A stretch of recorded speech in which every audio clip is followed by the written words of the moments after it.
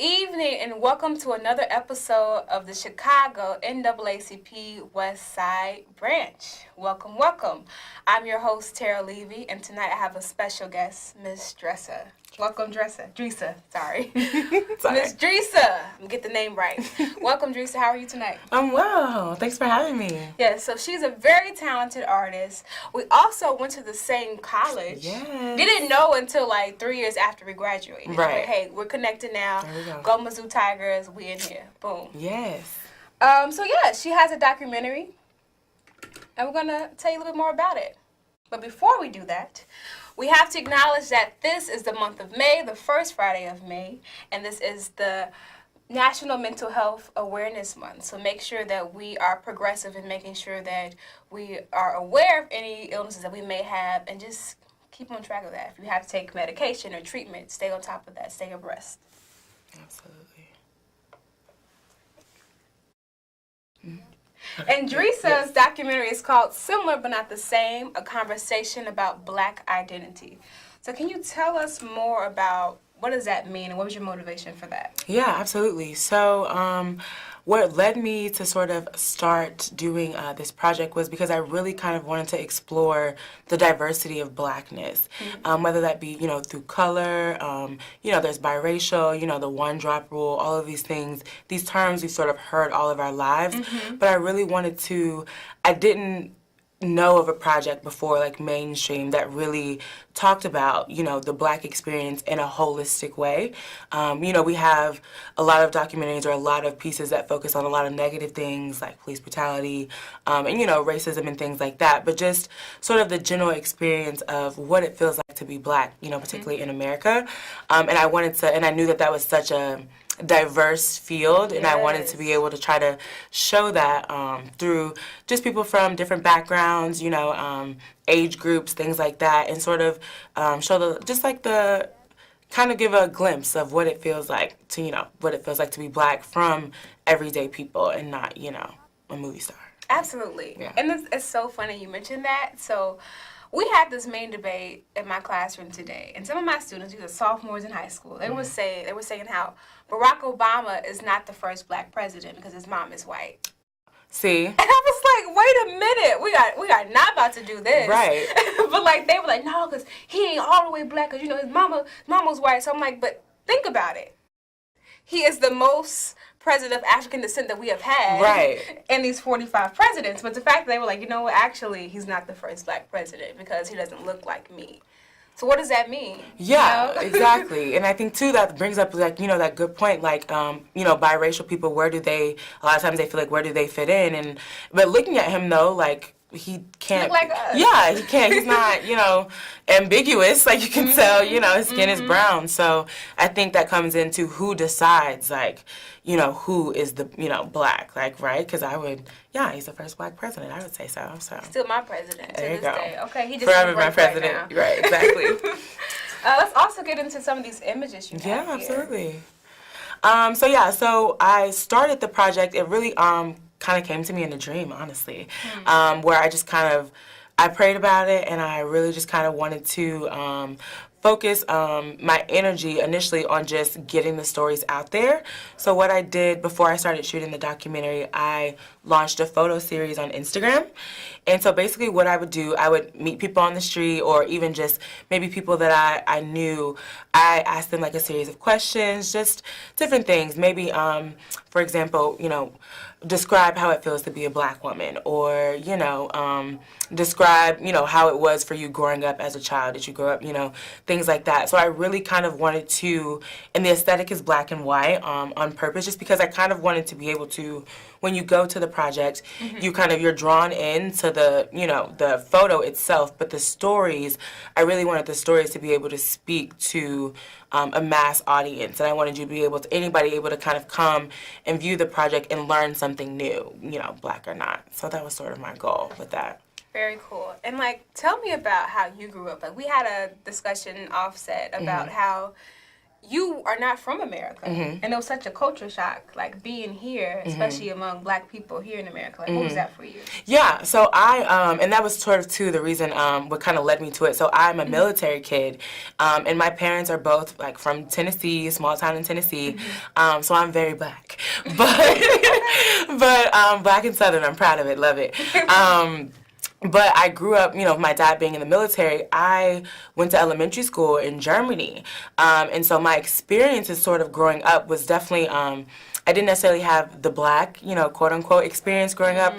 My neighbors were of all races, of all backgrounds, and I grew up in a space where you didn't necessarily put a lot of focus on, your race or your color.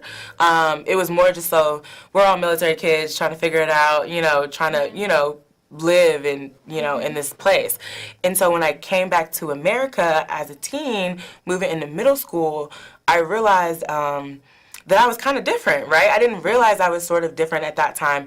And as I grew up, like, we didn't have BET in Germany and stuff like that. So I came back to America, and kids would be like, I listened to like different bands, like I was listening to rock and punk and things like that because that's the music that was played where I was growing up. Yeah. And not until I came back to America is when my Blackness sort of came into question, right? Like, they were like, are you mixed, or are you, as when I started feeling weird, I was like, well, am I supposed to act a certain way because, of my skin? And I sort of always sort of felt in the middle, whereas like my interests maybe aligned with other races or people of color, but at the same time, I feel like you want to be around people who look like you.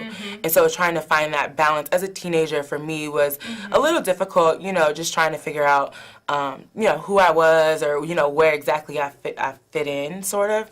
So that was kind of like my background on what kind of led me here. Yeah, and I feel like, especially in those formative years and like adolescence, you want to fit in so bad. Yeah. Like, you want to be like, you want to be the cool kid, you can't be the lame in the corner. Right. And so like, having to redefine who you are just to fit in, like, I'm sure that was like a lot of stress and like confusion for you as well. Yeah, and it definitely was one of those things where, and I'm very grateful for my parents, they definitely instilled in me, be true to who you are, whatever your interests are, your color doesn't define your interests. And, you grow up in, and like I said, I had a very, I had traditional parents, I would say. So, they talked to me about, having the strikes against you, as a Black woman, and sort of growing up and having to work twice as hard. So I felt in that way where I was very much aligned with my peers that were the same color as me, right? Because I'm sure that we had a lot of, we have the same experiences growing up, it almost seems like, we get the same talks.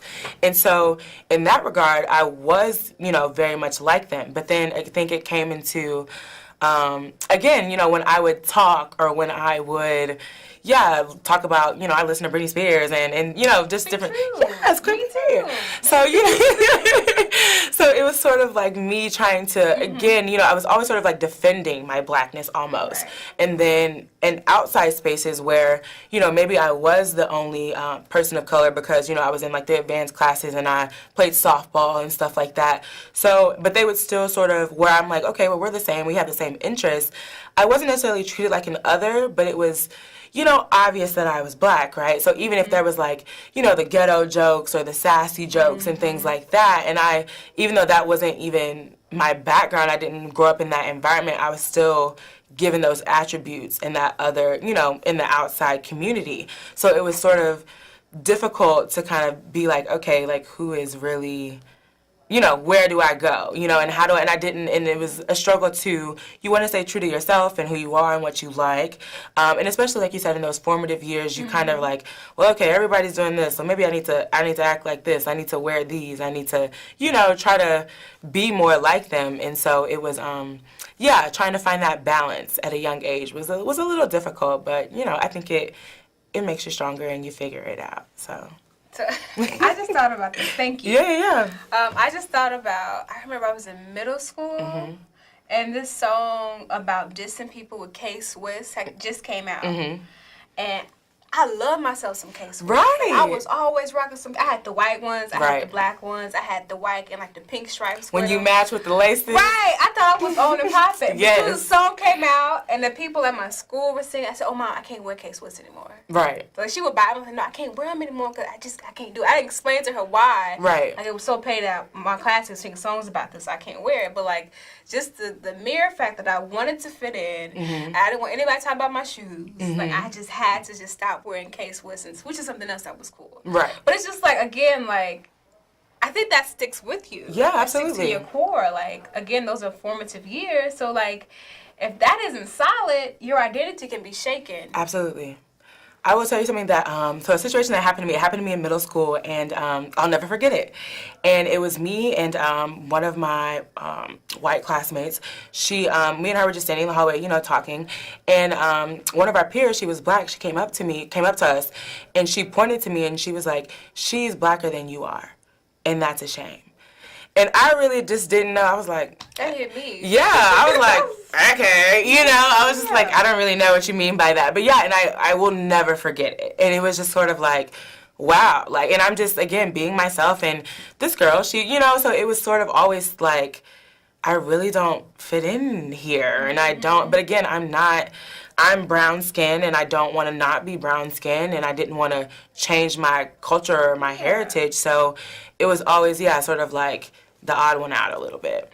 Yeah, so. And I think that's the beauty in gaining exposure and traveling, because that's when you're able to learn about different experiences and different cultures, all pertaining to the black race, per se. However, it may look and sound different from you. Right. Like, I was in London, and people who look just like me sound completely different. I'm Right. like, oh, wow. And, like, I was never told that I have an accent until I went there. And I was like, oh, yeah, I do have an accent compared to you all. And it's not different. It's not bad. It's just that, well, it is different. Yeah. It's not bad. It's just something that's new to them. Right. So that's the beauty of gaining insight on other cultures outside of your own. Absolutely, yeah. And you kind of get to see those interactions, like you mentioned, like, it's always a lot different. And I would say even growing up and spending time in Europe, it's, even when they have, like, their, the black citizens over there, you talk to them, and a lot of times they don't say, "Oh, I'm a black Frenchman," or "Oh, I'm a black German," right? Like, they're just German, or they're just French, or, what have you, they're just English. So it was interesting, too, to see, like, sort of the dichotomy between, coming back to America and, having, like, that firm distinction of race and, sort of to see, like, the differences between the two is definitely interesting, eye-opening as a kid, yeah. And it's always interesting to hear people, especially who are not black or not of color, say, well, let's not make it a race thing. Let's not make it about race. When you live in a nation where everything is about race. And especially when you're of color. So it's like, we do not want to make it about race. But we can never not. The institutions, the societies that be, have made it all about race. So until that is not important anymore in our society, we won't make it about race either. Right. It's like, these are the cards that we were dealt. We just start playing them. Exactly. So yeah, and that's always the easiest thing to do when you maybe can sort of tap out of it, right? Which is a lot of non-people of color, like, oh, it's not that big of a deal. It's just, it's like, you don't live this every day. Like, we walk down the street and again, and I know, wow, you sound like a white person, or wow, you're very, well-spoken. And it's like, what does that really mean? Yeah, I was like, I'm a person. Like, what do you mean? Yeah, exactly. Like, I don't know, because of my skin, or even, when we have our names, like, you hear about it, like, they judge you off of your name and they automatically think you're one way, and then it's like, you can't, I think no other, I would say, like, minority group here, maybe Hispanics, maybe, but, we truly deal with, like, prejudices before we open our mouth, before we step in the room. And so unless you understand that you're fighting against those sort of, roadblocks, then you really can't say, it's easy to say, let's forget about the roadblocks when you're not facing them, so. I'm about to quote that right down somewhere. One more time, it's easier to face the roadblocks. Right, it's easier to avoid them when you don't have to face them, right? Like, if you were standing in front of boulders and you're like, don't worry about it. How do we get around this? Swerve around. Yeah, exactly. And then there's one right here. So, where are we going? So, I agree with you. I agree with you. I also want to make sure that we check out some clips of your documentary. Yes. I would love that. You know, give us a little preview of it. Yeah, absolutely. All right, y'all ready? Here we go.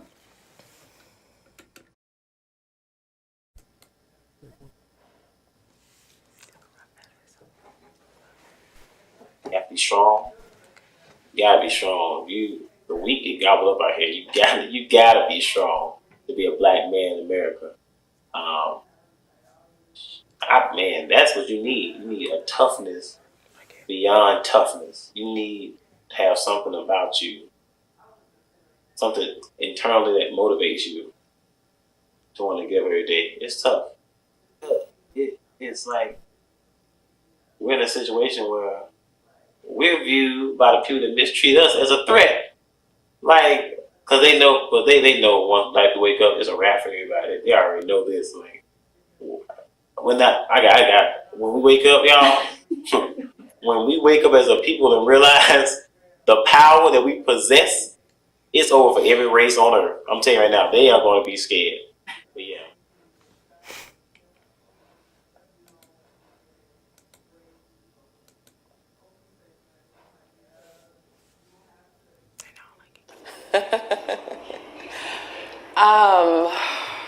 God, to me, a black man just saying the words, like I get like, and it's something that does something to you.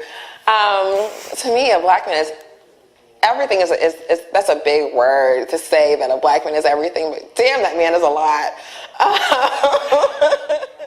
Oh, a black man, yes, a black man. So my first thought was, they're so amazing. And then my second thought was, well, are they? Are they? No. But I would say if I were to describe a black man, my first thoughts are like my brother, my father come to mind, men that like I love and I respect. Ooh, a black man is a king. You know, he builds the world that a black woman cares for. You know, we're a team. So everything that comes with building, you know, strength, power, persistence, consistency, honesty, realness, just rawness, that's a black man.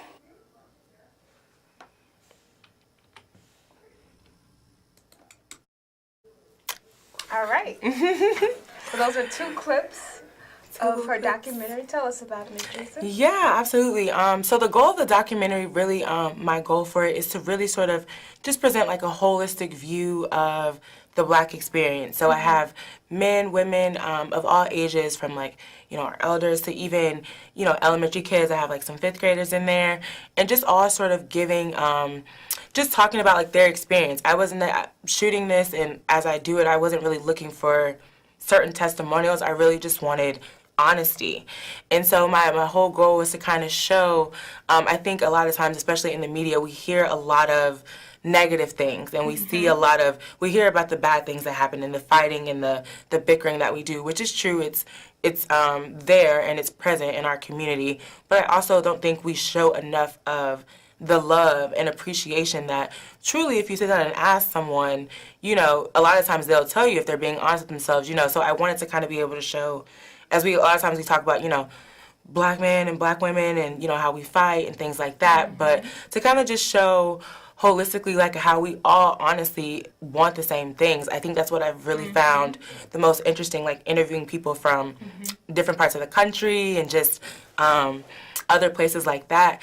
It was at the end of the day, like most people's answers are very similar. It's like very, you know, we're very proud to be Black, and everyone, there's a lot of love that we have for each other and for our community. So I wanted to be able to kind of present that in a way that maybe we haven't seen before, in a way that kind of lets other people even see, you know, maybe someone who, you know, who isn't Black or, you know, not a person of color, if they, you know, they ask like, why are they so passionate about this, or why do they feel so strongly about this? So when they watch it, maybe they can get a sense of where that pride and where, you know, our gusto comes from, right? Because it really is ingrained in our DNA. So that's really my goal, is to kind of show maybe how we've progressed and maybe how we've not progressed so much, right? Sort of over the years. And then again, just what that feels like every day, living, breathing, walking as a Black person. It's not always bad, right? But sometimes it is. And so I think too, just being honest about, those experiences and those feelings, I think is going to be pretty powerful. I hope so. I think so too. I definitely agree with you, and I'm just so proud of the work that you're doing. Like, it's definitely needed, and it's just amazing to see, especially some familiar faces, Great things happening. Yes, shout Great out to all things. my Chicago lovelies for helping me out. Yes, we see y'all. We see y'all. Yes. And we also want to hear your thoughts. If you have any comments, any questions, any shout outs, you can call us now at 312-738-1060. Again, at 312-738-1060. If you're having a good day and want to tell everybody, like, look, this has been an amazing day, you can do that too. Right. We are here. We are open. You have about 10 more minutes, so hey, why not? Also, before our show, Dreeza had made a comment about this wonderful play she saw. Mm-hmm. And it's called Too Heavy for Your Pocket. Yes. And it's aired it's going to be showing at Timeline Theater from April 24th to June 29th. So we have some time left. Mm-hmm. But you want to give us an overview about what this project is about? Yeah, absolutely. And I definitely encourage people who are... We actually have a caller. They must have heard us. They were like, we can get on there. Yes. Hi, caller. Hi. Welcome. Hi. Hi. You guys are doing so wonderful, and I'm glad to hear about your experiences. A good question I'll have for you guys is, do you guys think it is important for the Black experience to be shown through a Black person's perspective, seeing how a lot of movies are produced for Black people, but they're not made by Black people, and that can hence not produce a good representation or the most accurate representation of a Black person? How important is it that a Black person tells the Black person's story? Yes. So important. Extremely important. A necessity. Matter of fact, if you ain't Black, don't tell the story. I agree, yeah. Just don't do it. Because, it would not be authentic for me to write about a white person. I don't have expertise in that. I can study, I can make assumptions, but at the end of the day, I would not be as accurate as someone who is white and has been white their entire life. So it's so important. And I think too, absolutely. I think it's so important as well because then what we have and what we've seen are these very contrived sort of stereotypical ideas of what it is to be Black, right? Because people who aren't Black and aren't living those experiences truly, they're just sort of regurgitating what they've heard or what they feel like, what they think it looks like to be Black, right? So I think it's even more important for Black people to tell our own stories. And that was truly, really also one of the reasons why I started, the project was because I wanted to be able to express, honestly, what it feels like, and not just have to, people think it's one way or, being Black is not one thing or another. It's so diverse and it's so multifaceted that honestly it's hard to even try to contain it into one thing. So I think it's important to be able to truly show our true experiences. We need to have people like us, our faces, actually writing and, producing those stories. Absolutely. That is very well put. If we don't have any callers now, I do want you to continue and let us know what this wonderful play is about. I definitely want to see it. Yes, I definitely recommend it. I just saw it recently. It just recently opened, so you guys have time.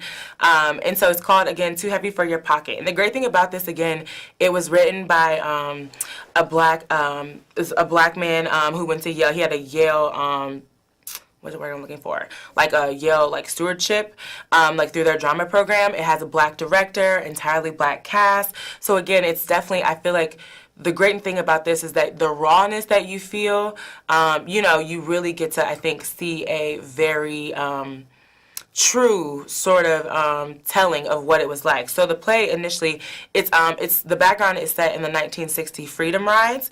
If you're familiar with that. So the play is set in rural Tennessee. Go ahead. Okay. One more caller. We have another caller. Hi, Colin. Hi, I'm enjoying the conversation. I'm kind of curious. It seems like the media seems to portray black women as strong and independent, which is a good thing, but do you think that affects the relationship that black men and black women have? Because the black women are portrayed as being so independent and not needing a man, therefore they kind of carry on as if they don't need a male in their life. I think that's a good question, but I think that's too one of those things. I think that's kind of one of the things. It's sort of a false narrative, right? Because yes, and even like in a lot of my profiles, the black women they talk about, we have this idea that we're so strong, and because we are, and we are resilient, we carry a lot of things. However, we're still people, right? We're still very vulnerable. We still need support. We still need the love and TLC that we give out. We need that back, right? And so you hear about these sort of situations, and like the most disrespected woman in America is a black woman. Shout out to Malcolm X. So you know what I mean? I think we've had like the idea that because we've handled so much and we've carried so much that we don't necessarily need that support, which is very false. So, and I think if you talk to black women, I think of any age, they would say like, yeah, we are strong, I think, because we have to be, but at the same time, we still do need that love and support. And so the idea that, we're not saying that we don't need a man, but, we don't need a community around us to uplift us is definitely false. Yeah, and I feel like we are here to be with each other. We were not put on this earth just to be by ourselves. So everyone needs companionship, whether it's a form of a friend, romantic relationship. We all are here for each other. So yes, we can be strong and independent and have a lot of things up at bat for us, but at the same time, we are still human beings. Right. We still need companionship. We still need compassion. We still need love and support. Absolutely. Yeah. So one more time. Good question. No worries. Love these questions are awesome. But and it's honestly, and again, it kind of relates. So because the play is based around two couples, and the Freedom Rise, if you're unfamiliar, so they were these busloads of people of all colors, of all backgrounds, sort of riding through the South, fighting for their rights. Black people saying that it's not fair that we have to use segregated bathrooms or we have to go squat outside, when we have to pass restrooms. So the play in general is about the personal experience of this one man, Bozy is his name, and he, in his sort of experience, he goes off to college. He's, the smart kid in the neighborhood. He gets into Fisk, and he then meets these other people that are very riled up and ready, they want to go fight for their freedom. So sort of his idea of, do I, go to school, get a good job, support my family like I'm supposed to, or do I follow my heart and possibly die or go to jail, getting on these buses for the Freedom Rise because I know that I deserve better, that we as black people deserve better. So I think too, even the idea of, do I just work and deal with, am I going to be comfortable in these current situations, or do I join the fight to sort of still, even now, progress for, rights for black people? You see us being jailed at a higher rate, killed at a higher rate, things like that. So it's sort of still the idea of where do you fall, right? What do?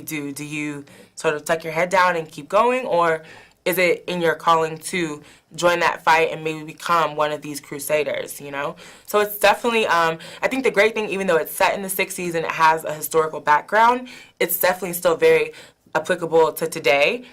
You also, outside of the civil rights and the background of that, you see, I think what the great thing is that you truly see a true dynamic between black men and black women.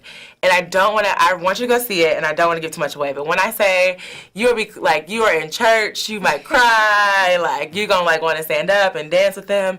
It's just so good, and I think the emotions are so raw because they're still very real, and I think that people of all, especially black people, but of all ages can really relate to the things that are happening there. All so right. Go check it out. Thank you. Definitely go check it out. I have plans on checking it out now. Yeah. You have convinced me. Yes. So I am going. Thank you again for this lovely conversation. I appreciate it. I'm excited to see how your documentary turns out. Thank I know you. Great things are already been happening for you. So thank you so much. Thank you. I appreciate it. Thank you guys too. Yeah, and thank you for being on the show, girl. Of course. This has just been a blessing for this Friday. We're just enriched, okay? Yes. Again, this is the first Friday of the month, which means tomorrow is the first Saturday of the month. And we have our general body meeting tomorrow at 1 p.m. at Sankofa. That's 5820 West Chicago Avenue in Chicago. We hope to see you there. Thank you for tuning in to another episode of Poetic Just Us, sponsored by the NAACP Chicago Westside Branch. I'm your host, Tara Levy. I'm Teresa Cockrell. Thank you. Thank you for tuning in and have a blessed weekend. Yes.